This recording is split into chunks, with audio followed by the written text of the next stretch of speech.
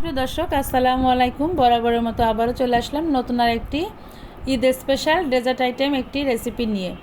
তো আজকের রেসিপিটি কিন্তু কাস্টার্ডের একটি রেসিপি করব। আজকে যারা কাস্টার্ড খেতে পছন্দ করেন আমি তাদের জন্য এই রেসিপিটি করব। তো সামনে ঈদ কিন্তু আরেকটা চলেই আসছে, দেখতে দেখতে কিন্তু একটা ঈদ চলে যায় আর একটা ঈদ চলেই আসছে। তো আপনারা চাইলে কিন্তু এই আসছে ঈদে এরকম ঠান্ডা ঠান্ডা সুন্দর একটি ডেজার্টের আইটেম করতে পারেন। আর এই কাস্টার্ড কিন্তু ঠান্ডা ঠান্ডা খেতে খুবই মজা লাগে। আর যে গরম পড়েছে এই গরমে কিন্তু এরকম ঠান্ডা ঠান্ডা এরকম কাস্টার্ড করলে কিন্তু আপনার যাকেই দিবেন না কেন সে খেয়ে কিন্তু আপনাকে প্রশংসাই করবে। তো ভিডিওটি ভালো লাগলে একটি লাইক, কমেন্ট, শেয়ার করে চ্যানেলটিকে সাবস্ক্রাইব করে পাশে থাকবেন। তো দেখুন বন্ধুরা, আমি এখানে আগে থেকে দুধ জাল করে রেখেছি। তো আমি এখানে দেখুন 1 লিটার দুধ জাল করে কিন্তু হাফ লিটার করে রেখেছি। আমি এখানে কিন্তু খুব ঘন করে দুধটা জাল করে নিয়েছি, যেহেতু আমি এখানে 1 লিটার দুধকে জাল করে কমিয়ে আমি কিন্তু পুরোপুরি হাফ লিটারের মতো এখানে দুধটাকে কমিয়ে রেখেছি। তো শর্টটাকে আমি নেব না, শর্টটা তুলে রেখে দিলাম। তো এখন আমি এই দুধের ভিতরে এখন গুঁড়ো দুধ অ্যাড করব। তো এই দুধটা যত ঘন দেবেন তত কিন্তু কাস্টার্ডটা খেতে কিন্তু খুবই স্বাদ লাগবে। আর চাইবেন যে দুধটা একটু ঘনত্বটাও দিতে, কারণ কি এই কাস্টার্ড তৈরি করার সময় যত দুধটা ঘন দিবেন কাস্টার্ডের টেস্টটা কিন্তু ততটাই সুন্দর আসবে। তো দেখুন এখানে আমি মিষ্টির জন্য হাফ কাপ চিনি দিয়ে দিচ্ছি। আর এখানে 1 লিটার দুধের জন্য এখানে হাফ কাপ চিনিটাই কিন্তু মিষ্টিটা ঠিক আছে। আর সামান্য একটু লবণ দিয়ে দিলাম। যারা মিষ্টিতে লবণ খেতে পছন্দ করেন তারা লবণ অবশ্যই দিবেন। আর এখানে আমি দুধ নিয়েছি 1/3 কাপ, গুঁড়ো দুধ দিয়ে দিলাম। তো এখন দুধটাকে খুব ভালো করে একটু মিশিয়ে নেব। তো কাস্টার্ড রান্না করা কিন্তু খুবই সহজ। যারা নতুন আপুরা আছেন কাস্টার্ড তারা এভাবে রান্না করতে পারেন, তাদের জন্য কিন্তু খুবই উপকারে আসবে। আর এখানে দেখুন আমি একটা বাটিতে এখানে হাফ বাটি পানি নিয়েছি। আর নিয়ে এখন এখানে উঁচু উঁচু করে 2 চা চামচ আমি এখানে কাস্টার্ড পাউডার দিয়ে দেব। তো এই কাস্টার্ড পাউডারটাকে আমি একটু এই পানির সঙ্গে ভালো করে একটু মিলিয়ে নেব। মিলিয়ে এটা রেখে দেব। দুধটাকে জাল করব ঘন করে। তো এমনি থেকেই জাল করা আছে। তারপরে দুধে যখন বলক এসে যাবে, বলক আসার কিছুক্ষণ পরে কিন্তু আমি এই যে কাস্টার্ড পাউডারটা গুলিয়ে রেখেছি এটা কিন্তু দিয়ে দিব।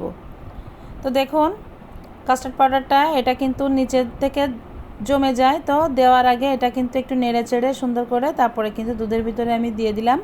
তো দিয়ে এখন কিন্তু দুধটাকে কিন্তু খুব ভালো করে একটু বলক তুলে নিব। তো কাস্টার্ড পাউডারটা দেওয়ার পরে কিন্তু দুধটা কিন্তু ঘনত্ব এসে যাবে। আর এটা কিন্তু দেওয়ার পরে অনবরত এভাবে নাড়তে হবে, না হলে কিন্তু তলানিতে দলা পেকে যাবে।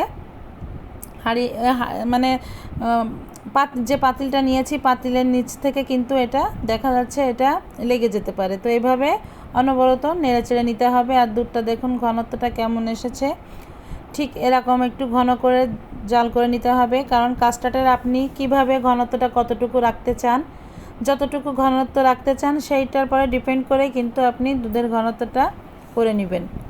তো দেখুন আমি যেভাবে জাল করে নিয়েছি এটা কিন্তু আমি যতটুকু যেভাবে ঘনত্বটা রাখতে চাচ্ছি ঠিক সেভাবেই কিন্তু সেই পর্যায়ে চলে আসছে।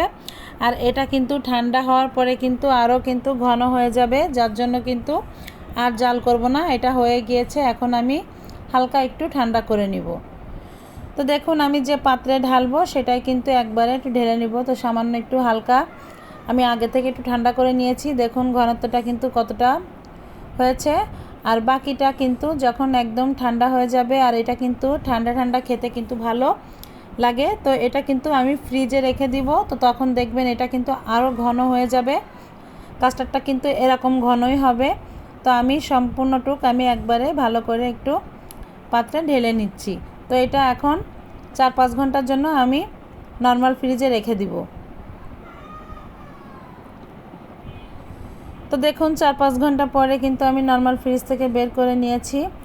আর কাস্টার্ডটা কিন্তু অনেক সুন্দর হয়েছে, দেখলে কিন্তু বুঝতেই পাচ্ছেন আর কতটা ঘনত্ব হয়েছে। তো এটা কিন্তু আমি ঘেটবো না, মানে চামচ দিয়ে যে একটু ঘেটাঘেটি করে এটা কিন্তু ঘেটবো না। আমি যেভাবে কাস্টার্ডটা বানাতে চাচ্ছি ঠিক আপনাদের সঙ্গে সেটাই আমি শেয়ার করছি।